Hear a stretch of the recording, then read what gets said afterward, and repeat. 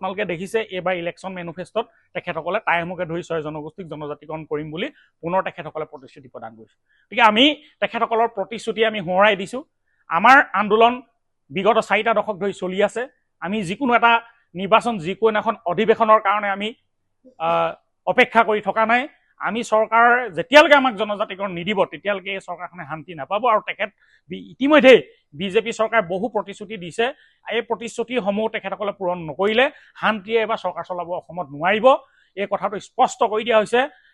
প্ৰথম prime issue হিচাপে, অসমৰ প্ৰাইম ইছ্যু হিচাপে জনজাতিকৰণ ইছ্যুটো আজি তাৰিখত আছে। জনজাতিকৰণতকৈ ডাঙৰ ইছ্যু আজি তাৰিখত নাই।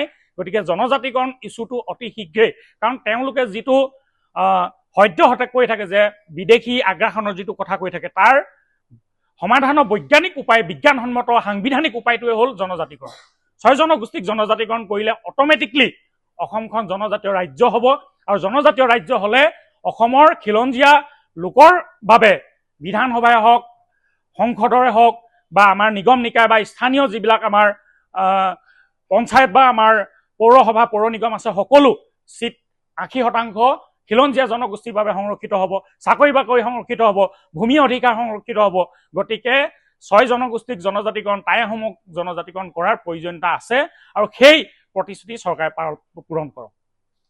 1 জুলাইৰ পৰা যি ষষ্ঠদশ অসম বিধানসভাৰ অধিৱেশন হ'বলৈ গৈ আছে, প্ৰথম দিনাখনেই যদি আমাৰ টাইসমূহকে ধৰি 6 জনগোষ্ঠীক জনজাতিকৰণ সন্দৰ্ভত যোৱা 29 নৱেম্বৰ তাৰিখে অসম বিধানসভাত দাখিল কৰা মন্ত্ৰী গোটৰ প্ৰতিবেদন আলোচনা কৰি গৃহীত কৰি কেন্দ্ৰলৈ নপঠিয়াই, তেতিয়াহ'লে কিন্তু অহা 15 আগষ্টৰ যি স্বাধীনতা দিৱস, এই স্বাধীনতা দিৱসত আমি চৰকাৰ বিৰোধী কাৰ্যসূচী ৰূপায়ণ কৰিম। আৰু এই অহা 15 আগষ্ট তাৰিখে কলা পতাকা প্ৰদৰ্শন কৰি আমি প্ৰতিবাদী কাৰ্যসূচী ৰূপায়ণ কৰিবলৈ আমি বাধ্য হ'ম। এইবাৰ জাতিগত লোকপিয়লত আমাৰ ধৰ্ম, ভাষা, জাতি শিতানত আমি কেনেধৰণে আমাৰ এই কলমবিলাক পূৰ্ণ কৰিম, আৰু সেই ক্ষেত্ৰত পাই কেনেধৰণে আহোম জনগোষ্ঠীয় মানুহবিলাকৰ মাজত ব্যাপক ৰূপত প্ৰচাৰ চলাব লাগিব, সচেতনতা বৃদ্ধি কৰিব লাগিব, তাৰ ওপৰত বিস্তৃতভাৱে আমাৰ প্ৰতিনিধি সভাত আলোচনা কৰা হ'ব। আৰু লগতে বিশেষকৈ জনজাতিকৰণৰ ক্ষেত্ৰত আমি বিশেষভাৱে আমি এইবাৰ সিদ্ধান্ত গ্ৰহণ কৰিবলৈ আমি গৈ আছো। আৰু আমি দেখিছোঁ যে আমি বিগত যিটো বছৰত শেষৰখন যিখন বিধানসভা হৈছিল, 29 নৱেম্বৰৰ দিনাখন টাইসমূহকে ধৰি 6 জনগোষ্ঠীক জনজাতিকৰণৰ ক্ষেত্ৰত মন্ত্ৰী গোটে বিধানসভাত এটা প্ৰতিবেদন দাখিল কৰিছিল। কিন্তু সেই প্ৰতিবেদন আজিকো প্ৰতি আলোচনা কৰা হোৱা নাই আৰু কেন্দ্ৰলৈ প্ৰেৰণ কৰা হোৱা নাই। সেইকাৰণে ষষ্ঠদশ অসম বিধানসভাৰ অনাগত 1 জুলাইৰ পৰা যি অধিৱেশন হ'বলৈ গৈ আছে, প্ৰথম দিনাখনেই এই মন্ত্ৰী গোটৰ প্ৰতিবেদন বিস্তৃত ৰূপত আলোচনা কৰি শীঘ্ৰেই কেন্দ্ৰলৈ পঠাব লাগিব। আৰু কেন্দ্ৰই অনাগত যি সংসদৰ উভয় সদনৰ যি অধিৱেশন হ'বলৈ গৈ আছে, এই অধিৱেশনতে যাতে টাইসমূহকে ধৰি 6 জনগোষ্ঠীক জনজাতিকৰণ কৰে তাৰ ব্যৱস্থা গ্ৰহণ কৰিবলৈ আমি দাবী উত্থাপন কৰিছো। আৰু যোৱাকালি আমি দেখিছো যে কেন্দ্ৰীয় জনজাতি পৰিক্ৰমা মন্ত্ৰালয়ৰ মন্ত্ৰী জুৱেল ৰাম ডাঙৰীয়াই গুৱাহাটীত আহি অসমৰ জনজাতি পৰিক্ৰমাৰ মন্ত্ৰীৰ লগত তেখেতে সভা কৰিছে, মন্ত্ৰী গোটৰ প্ৰতিবেদনৰ ওপৰত আলোচনা হোৱা বুলি উল্লেখ কৰিছে।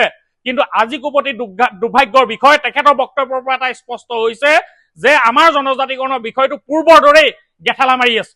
গতিকে আমি সকীয়াই দিব বিচাৰিছো যে অতি শীঘ্ৰেই যদি এই কাম কৰা নাযায়, অনাগত অসম বিধানসভাৰ 1 জুলাইৰ পৰা যি অধিৱেশন হ'বলৈ গৈ আছে, প্ৰথম দিনাখনে আলোচনা কৰি যদি কেন্দ্ৰলৈ ৰিপৰ্ট নপঠায়, তেতিয়াহ'লে কিন্তু অনাগত স্বাধীনতা দিৱসত কলা পতাকা প্ৰদৰ্শন কৰি চৰকাৰ বিৰোধী প্ৰতিবাদ সাব্যস্ত কৰিবলৈ টাইপা বাধ্য হ'ব। আৰু এই 15 আগষ্ট তাৰিখৰ পৰা ধাৰাবাহিক ৰূপত বিগত বৰ্ষসমূহত যি ধৰণে জনজাতিকৰণৰ দাবীত আমি আন্দোলনৰ কাৰ্যসূচী আমি ৰূপায়ণ কৰিছিলো, ঠিক তেনেধৰণে বলিষ্ঠভাৱে আমি টাই আহোম যুৱ পৰিষদে টাই আহোম জনগোষ্ঠীয় ৰাইজক লৈ চৰকাৰ বিৰোধী আন্দোলন কৰিবলৈ আমি পুনৰ বাধ্য হ'ম। আৰু চৰকাৰে উন্নয়নৰ নামত দোহাই দি আন্দোলনকাৰীসকলক তেখেতসকলে তুচ্ছ তাছিল্য কৰিলে নহ'ব, আন্দোলনৰ বাবে অসম পিছুৱাই গ'ল বুলি তেখেতসকলে কৈ থাকিলে নহ'ব, কাৰণ চাপৰিলে মেঘ নাটৰে। আৰু আন্দোলন কৰিবলৈ চৰকাৰে বাধ্য কৰায়।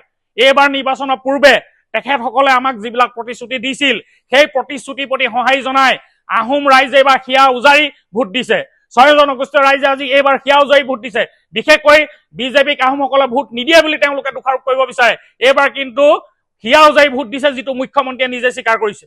গতিকে আমি সকীয়াই দিছো, তেখেতসকলে আমি যিহেতু যোৱা বিধানসভা নিৰ্বাচনৰ আগতে তেখেতসকলে প্ৰতিশ্ৰুতি দিছিল যে নিৰ্বাচনৰ পৰা আহিয়ে প্ৰথমটো প্ৰতিশ্ৰুতি হিচাপে টাই আহোমসকলৰ জনজাতিকৰণৰ প্ৰক্ৰিয়াটো আগবঢ়াৰ কথা তেওঁলোকে প্ৰতিশ্ৰুতি দিছিল সেই প্ৰতিশ্ৰুতি পুনৰ আমি তেখেতসকলক মনত পেলাই দিছো অনাগত 1 জুলাইৰ পৰা অসম বিধানসভাৰ অধিৱেশন হ'বলৈ গৈ আছে এই অধিৱেশনত মন্ত্ৰী গোটৰ প্ৰতিবেদন বিস্তৃত ৰূপত আলোচনা কৰি শীঘ্ৰেই কেন্দ্ৰলৈ পঠাওক অন্যথা 15 আগষ্ট তাৰিখে কলা পতাকা প্ৰদৰ্শন কৰি আমি প্ৰতিবাদ কাৰ্যসূচী কৰিবলৈ ল'ম তাৰ বাবে চৰকাৰ সাজু থাকক আপুনি বিচৰা বাতৰি পাব কেৱল নিউজ 18 এপত নিউজ 18 এপ ডাউনলোড কৰিবলৈ স্ক্যান কৰক এই QR কোড গুগল প্লে ষ্টৰতো পাব এই নিউজ 18 এপ